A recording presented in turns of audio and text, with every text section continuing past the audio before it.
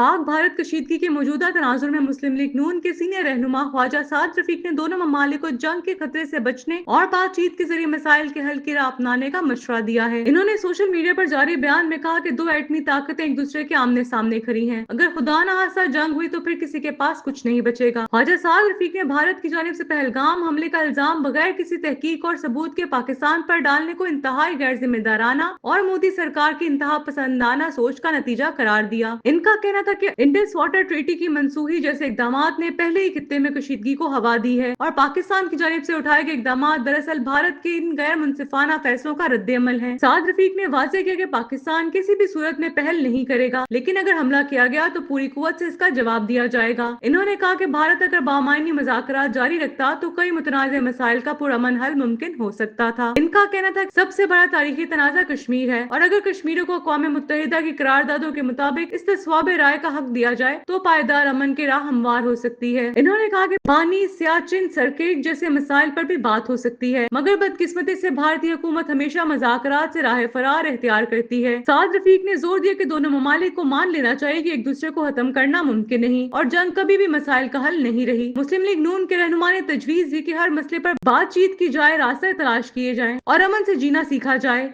क्योंकि सिर्फ पायदार अमन इस खित्ते में तरक्की और खुशहाली और इस्तेहकाम ला सकता है।